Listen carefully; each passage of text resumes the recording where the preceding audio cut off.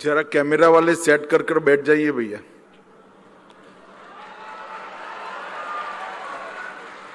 मेरे साथ बोलिए, भारत माता की। मंच पर उपस्थित असम के ऊर्जावान और सफल मुख्यमंत्री श्रीमान हेमंत विश्व शर्मा जी, असम सरकार के स्वास्थ्य मंत्री श्रीमान अशोक सिंघल जी,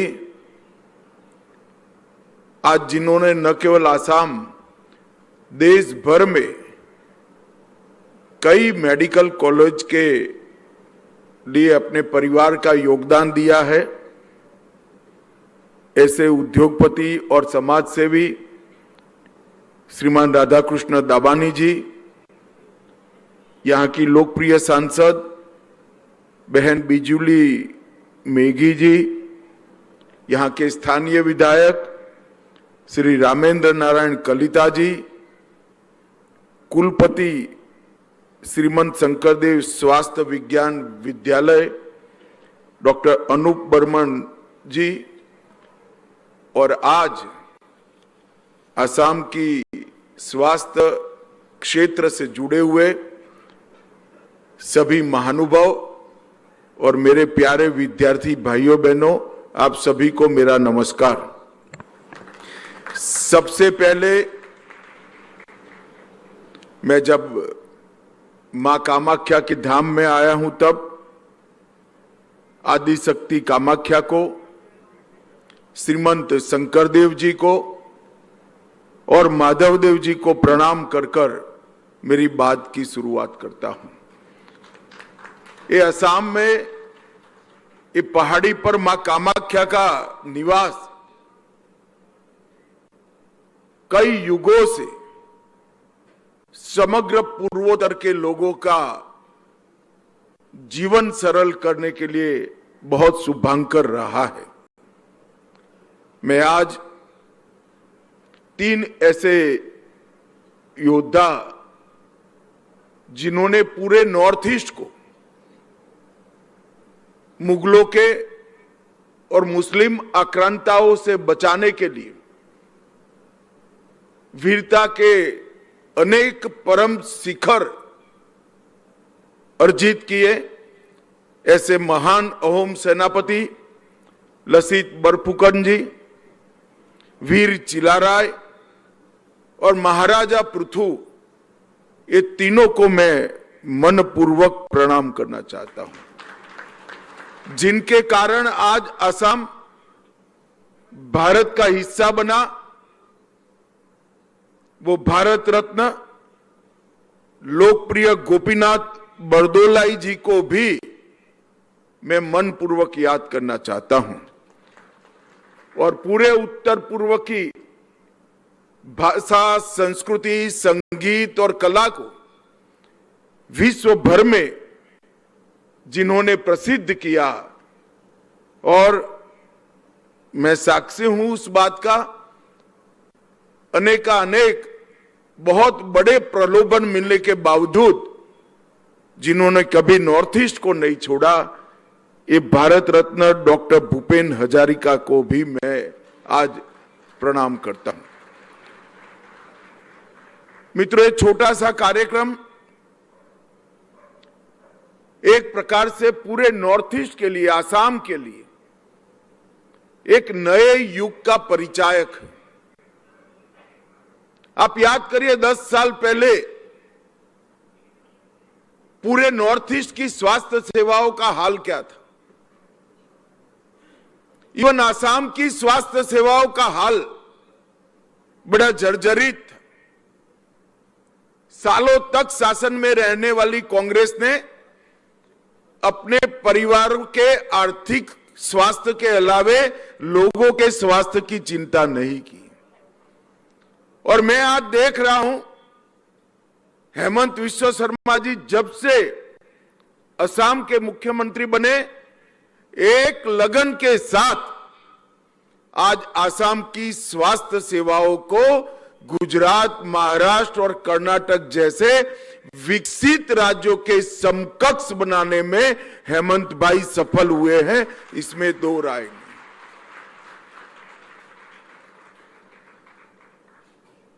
ढेर सारे सरकारी अस्पतालों की निर्मित, अभी उन्होंने बताया,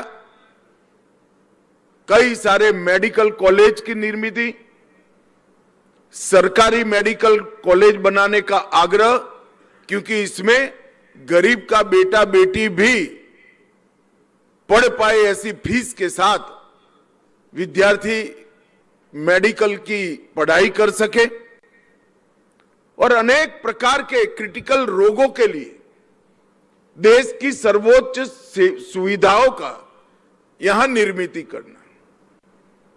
और हेमंत में एक और भी कला है, मुख्यमंत्री है तो सरकार लगाएगी पैसा, सरकार करेगी, उनमें एक और कला है कि सरकार के साथ साथ समाज को जोड़कर भी अपनी शक्ति को वो दोगुनी बनाते हैं। मैंने मेरे दिल्ली के निवास पर स्वर्गीय रतन टाटा जी को कहा था कि एम्स में कैंसर के अस्पताल में इतने सारे ऑपरेशन थिएटर होने के बावजूद भी 6 माह का वेटिंग लिस्ट चलता है, और ये देश के लिए अच्छी स्थिति नहीं है। हमने उनको दिल्ली के एम्स में देश के जिस जिस हिस्से से कैंसर के मरीज आते हैं इसकी सूची थमा दी थी, और मैं आज स्वर्गीय रतन टाटा को बड़े भाव के साथ याद करना चाहता हूं। इन्होंने 13 के 13 स्थानों पर कैंसर इंस्टीट्यूट बनाकर आज भारत भर के कैंसर मरीजों का टाटा ट्रस्ट ने बहुत बड़ा सेवा किया है। और मैं 2019 में आया था, यही नींव डाली गई थी कैंसर इंस्टीट्यूट की। उस वक्त भोजन के वक्त मैं, रतन टाटा जी और हेमंत जी बैठे थे। मैंने कहा सिर्फ असम नहीं, पूरे नॉर्थ ईस्ट में तकलीफें हैं, तो इंस्टीट्यूट के साथ साथ आप 13-14 सेंटर बनाइए जो हर नॉर्थ ईस्ट के राज्य में होंगे, जहां कैंसर का आइडेंटिफिकेशन और पोस्ट ऑपरेटिव सारी इलाज की व्यवस्थाएं करा दीजिए, तो उनको अपने राज्य से ऑपरेशन के बाद यहां नहीं आना पड़ेगा और टेस्ट के लिए भी यहां नहीं आना पड़ेगा। मुझे आनंद है कि आज उसमें से 2 कैंसर सेंटर बनने के बाद 14 में से 12 कैंसर सेंटर बनाने का काम आज पूरा हो गया है। एक प्रकार से कंप्लीट व्यवस्था कैंसर के उपचार की हो रही, और प्रोटॉन थेरेपी जैसी अत्याधुनिक तकनीक जो बहुत महंगी है, देश के किसी भी सरकारी अस्पताल में प्रोटॉन थेरेपी की व्यवस्था नहीं है। हम सब जानते हैं, जो निजी अस्पताल होते हैं वहां चिकित्सा का दर बड़ा महंगा होता है, मगर आज हेमंत जी 400 करोड़ की लागत से असम के कैंसर सेंटर में प्रोटॉन थेरेपी को भी एस्टैब्लिश करने जा रहे हैं, और असम देश में पहला राज्य बनेगा जहां सरकारी अस्पताल में प्रोटॉन थेरेपी होगी। ये बहुत बड़ी बात है मित्रों। आज राधाकृष्ण दमानी जी भी यहां पर उपस्थित है। उन्होंने भी देश में अनेक जगहों पर मेडिकल कॉलेज बनाने के लिए अपने परिवार से 150 करोड़ 200 करोड़ जहां जितनी जरूरत है वो दान देने का संकल्प किया है। देश में और दुनिया में बहुत सारे लोग होते हैं जिनको ईश्वर दान देने की क्षमता देता है, जो बहुत धनी होते हैं। मैंने कई सारे ऐसे लोगों को दान देते हुए भी देखा है, मगर दान देने के बाद यश की जरा भी अपेक्षा न हो, ऐसे सिर्फ राधा कृष्ण दामानी को मैंने देखा। चुपचाप, चाहे वाराणसी में बनाना हो, आसाम में बनाना हो, मेरे गांव में भी एक बना रहे हैं, कई जगह पे देश में अस्पताल के साथ एकेडमिक ब्लॉक बनाने का काम उन्होंने अपने निजी ट्रस्ट से किया है। और जैसा हेमंत जी ने कहा, कोई अपेक्षा नहीं, कोई सरकारी काम का लालच नहीं, कोई मोह नहीं। और मैं आज बताना चाहता हूं, मैं और पीयूष भाई के साथ एक बार बात हुई थी इनकी, उनको मेडिकल कॉलेज के एकेडमिक ब्लॉक बनाने का आग्रह सरकार ने उनको नहीं किया है। उन्होंने सरकार को कहा है कि जहां जहां जरूरत हो वहां वहां बता दीजिए, हम बना देंगे। ये बहुत बड़ी बात होती है। और मन पूर्वक ये काम निष्ठा से करते हैं, किसी की भी प्रकार की यश, प्रतिष्ठा, आभार का भाव जगाए बगैर दान करते हैं। और हमारे देश के मध्यम वर्ग के बच्चों में जिनमें क्षमता पड़ी है, इनको पढ़ाने की व्यवस्था करते हैं। इस देश के बच्चे रसिया, यूक्रेन, कई छोटी छोटी कंट्री में आधा अधूरा डॉक्टर बनकर आते हैं और हमारे मरीजों का इलाज करते हैं। इसलिए बहुत जरूरी है कि हमारे देश में मेडिकल की शिक्षा की पूरी व्यवस्था हो, रिसर्च एंड डेवलपमेंट की पूरी व्यवस्था हो, और हर प्रकार के क्रिटिकल रोग के लिए हमारे बच्चों को एक प्लेटफॉर्म मिले, जहां से वो रिसर्च कर न केवल भारत, दुनिया भर के मरीजों की सेवा कर सके। दामानी साहब, आपका और आपके परिवार का ये जो मुख्य योगदान है, वो भारत के मेडिकल शिक्षा की इतिहास जब भी लिखा जाएगा, इसमें सुवर्णमयी अक्षरों से लिखा जाएगा, आपकी अपेक्षा हो या न हो। क्योंकि ये समाज है जो मुख सेवकों का, मुख दानियों का ज्यादा सम्मान करता है। मित्रों, आज प्राग ज्योतिषपुर मेडिकल कॉलेज और अस्पताल का शिलान्यास हुआ, लोकार्पण हुआ। लगभग 700 करोड़ की लागत से बना है। इसके साथ साथ गोलाघाट कैंसर सेंटर 135 करोड़ की लागत से, तिनसुकिया कैंसर सेंटर 135 करोड़ की लागत से, डीफू मेडिकल कॉलेज और अस्पताल 220 करोड़ की लागत से, बरपेटा मेडिकल कॉलेज और अस्पताल 248 करोड़ की लागत से, जोरहाट मेडिकल कॉलेज और अस्पताल 310 करोड़ की लागत से, 6 माइल स्वास्थ्य भवन का शिलान्यास 218 करोड़ की लागत से, और अभयापुरी जिला अस्पताल का शिलान्यास 115 करोड़ की लागत से। एक ही दिन में स्वास्थ्य क्षेत्र में आसाम को एक कंप्लीट राज्य बनाने का ये जो प्रयास हेमंत विश्व शर्मा ने किया है, इसकी मैं भूरी प्रशंसा करना चाहता हूं। क्योंकि उन्होंने अपनी टर्म समाप्त होने के पहले ही स्वास्थ्य के क्षेत्र में आसाम को एक प्रकार से स्वास्थ्य क्षेत्र में आत्मनिर्भर बनाया है। हेमंत आज गाड़ी में मुझे बता रहे थे कि गृह मंत्री जी, हम आसाम को ऐसा बनाना चाहते हैं, एक भी पेशेंट आसाम से बाहर न जाए, बंगाल और नॉर्थ ईस्ट के जो गरीब पेशेंट है आसाम में आकर अपना स्वास्थ्य लाभ कर अपने राज्य में जाए, ऐसे आसाम का निर्माण करना है। ये बहुत बड़ी बात है। और आज 5 साल के कार्यकाल में ही इन्होंने बराक वैली, उत्तर असम, सेंट्रल असम, लोअर असम, आसाम के हर हिस्से में कैंसर से लेकर सभी प्रकार के स्वास्थ्य की चिंता की है। और मित्रों, मुझे बहुत हर्ष है कि यहां से चेन्नई तक, मुंबई तक, कर्नाटक तक, दिल्ली तक कैंसर के इलाज के लिए जो दर्दी जाते थे, वो अब अपने परिवार से नजदीक ही सरकारी अस्पताल में सारा इलाज कर पाएंगे। आज मैं इस मंच से आसाम की जनता को वर्क कल्चर के बारे में भी बताना चाहता हूं। हमारी सरकार, भारतीय जनता पार्टी की सरकार, असम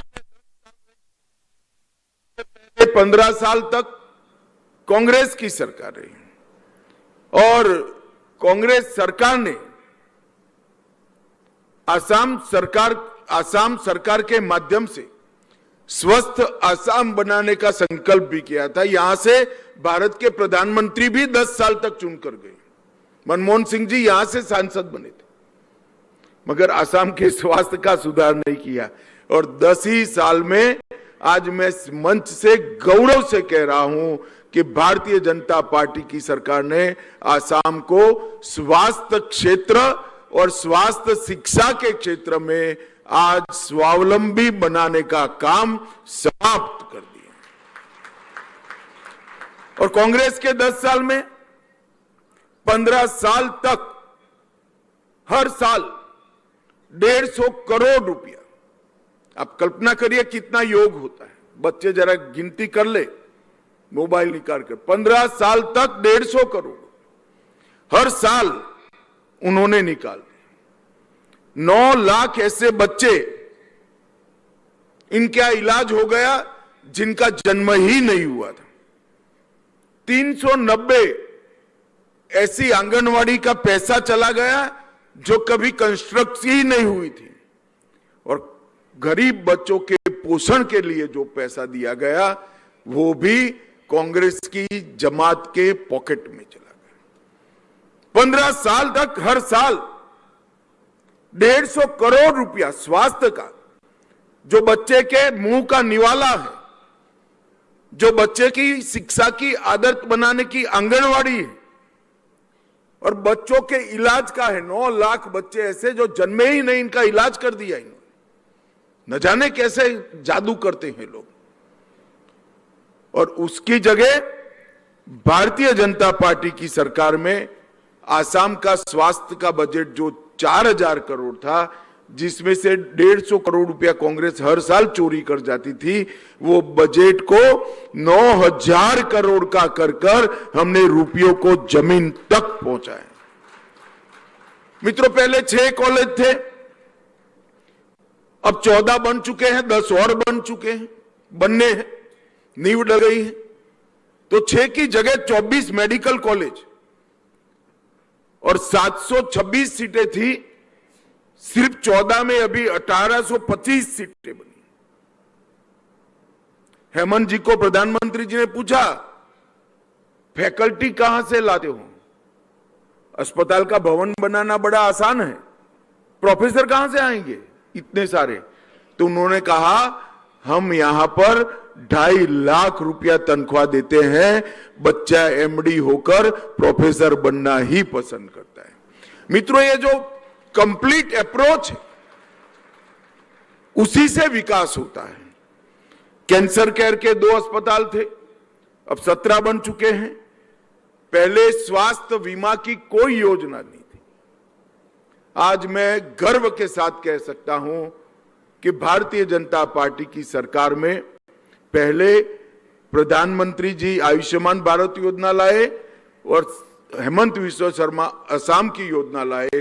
दोनों मिला ले तो 85% असम वासियों को 5 लाख तक इलाज का कोई खर्चा नहीं करना पड़ता और बाकी के सरकारी कर्मचारियों का भी इलाज सरकार करा रही।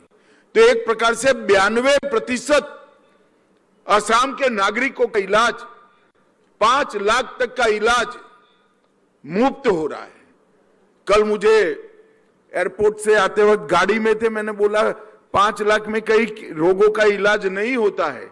तो तब से हेमंत शर्मा ने जवाब दिया कि जो ज्यादा खर्चा होता है, हमने सब इंडस्ट्री से CSR इकट्ठा करा है, इसी से हम पेमेंट कर देते हैं। जो महंगा इलाज है उसमें भी गरीब को कुछ नहीं देना पड़ता। मित्रों, ये जो अप्रोच है, गरीब बच्चे डॉक्टर बन पाए, गरीब का इलाज हो जाए, गरीब की गाड़ी कमाई, बूढ़े माँ बाप और बच्चे की इलाज में खर्च न हो जाए, परिवार में कोई बीमार पड़ जाए तो उस पर ऋण का बोझ न हो जाए। ये जो अप्रोच है, ये शासन का अप्रोच होना चाहिए, जो हमारी सरकारों ने यहां पर इंट्रोड्यूस किया है। उन्होंने किया था 150 करोड़ रुपया गरीब के बच्चों के अपने बच्चों के लिए घर में ले जाने का। ये अंतर है दो पार्टियों की कार्य संस्कृति के बीच में, और परिणाम भी मिले हैं। माता मृत्यु दर हर एक साल में पहले 304 होते थे, अब 105 होते हैं, 1/3 कम रह गया। और शिशु मृत्यु दर 54 होते थे, अब 30 होते हैं। और डिलीवरी जो होती थी वो 70% डिलीवरी, प्रसूति अपने घर में ही होती थी। इंस्टीट्यूशनलाइज डिलीवरी की कोई व्यवस्था नहीं की थी। आज अस्पताल, पीएससी, सीएससी और एम्बुलेंस का जाला बुनकर आसाम जैसे राज्य में मैं चौंक जाता हूं आंकड़ा सुनकर, 98% प्रसूति अस्पताल में हो रही है साइंटिफिक तरीके। जहां डिलीवरी साइंटिफिक तरीके से होती है, वहां नवजात शिशु, उसको इन्फेक्शन का डर 90% कम हो जाता है और उसका पूरा जीवन स्वस्थ जाता है। नवजात बच्चा होता है, अगर डिलीवरी के समय में ही अशुद्धता के कारण अगर उसको कोई रोग लग जाता है तो पूरा जीवन वो एक रोगिष्ट नागरिक बनता है। 98%, हेमंत जी, मेरे राज्य का भी दर 98% है। गुजरात में तो ये संभव हो सकता है, मगर आसाम में आपने 98% इंस्टीट्यूशनल डिलीवरी का रिकॉर्ड बनाया है। मैं चाहता हूं पूरा सदन एक बार मुख्यमंत्री जी के लिए जोर से ताली बजाए। मित्रों, आज मैं यहां आया हूं तब एक बात जरूर करना चाहता हूं, और बड़ी गंभीर बात। देश के प्रधानमंत्री जी ने अनेक क्षेत्रों के अंदर हमारे युवाओं के लिए नई क्षितिजों को खोलने का काम किया।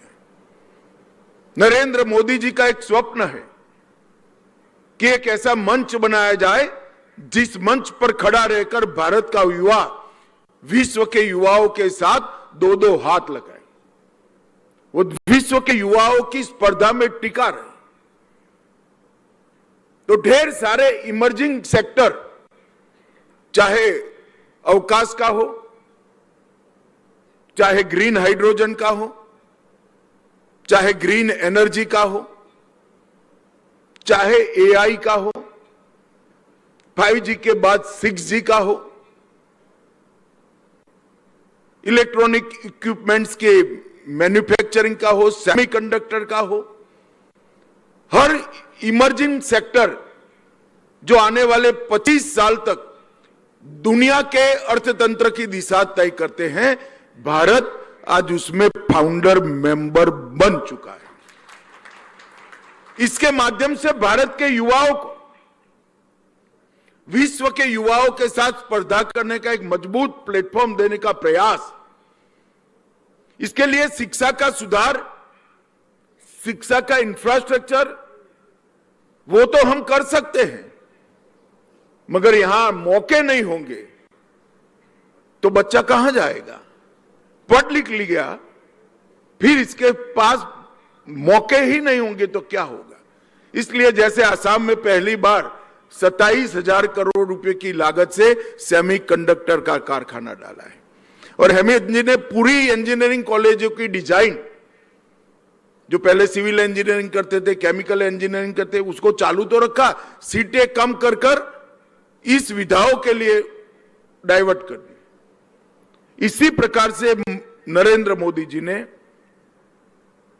विश्व का सबसे बड़ा एआई समिट दिल्ली में आयोजित किया था, और अब तक की सभी एआई समिट, फ्रांस के राष्ट्राध्यक्ष ने कहा कि सबसे सफल समिट दिल्ली समिट बनी है।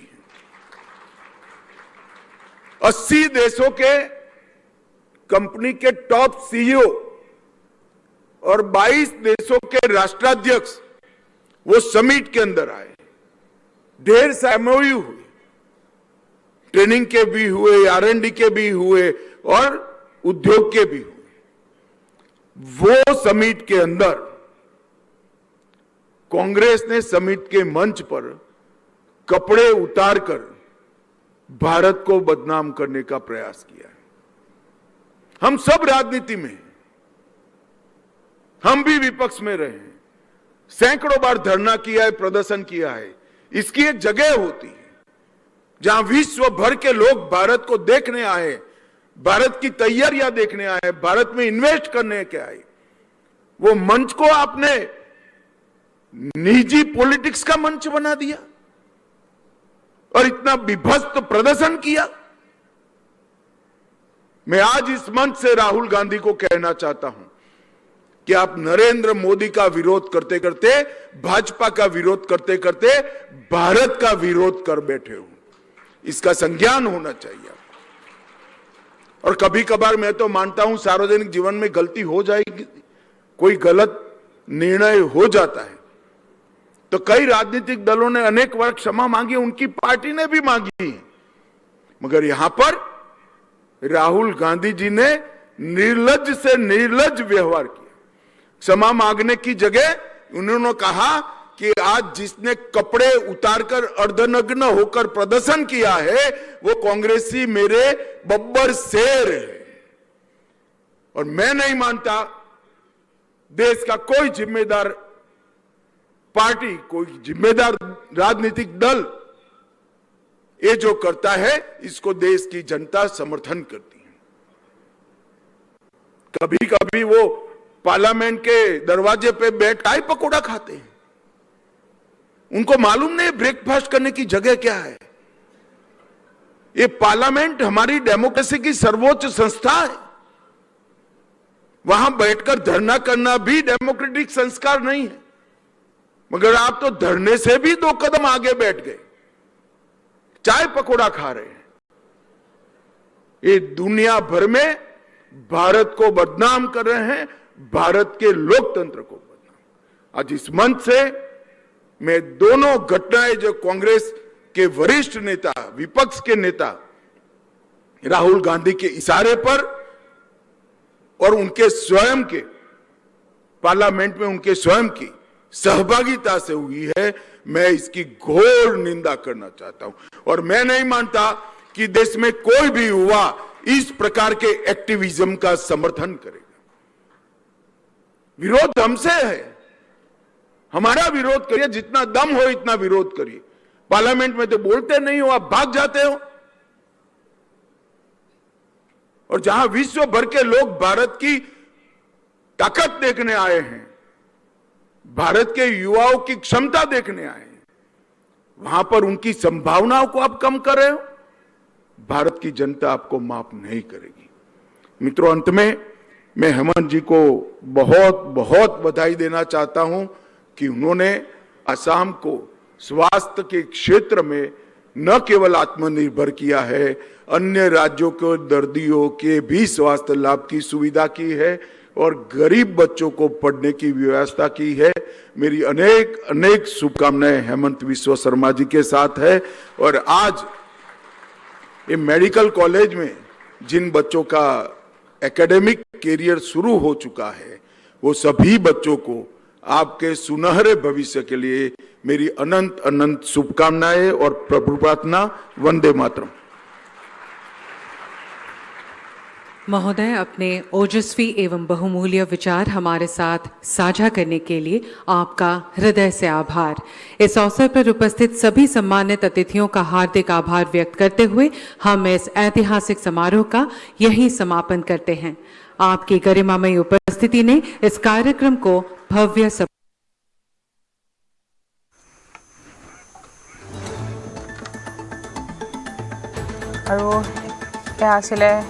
পোনপটীয়া সম্প্ৰচাৰ। অমিত শ্বাহে ইতিমধ্যে কেইবাখনো ভাৰ্চুৱেলি উদ্বোধন কৰিলে। ডিফু 6 মাইলত নিৰ্মাণ হ'বলগীয়া স্বাস্থ্য ভৱনৰ শিলান্যাস কৰিলে কেন্দ্ৰীয় গৃহমন্ত্ৰীগৰাকীয়ে।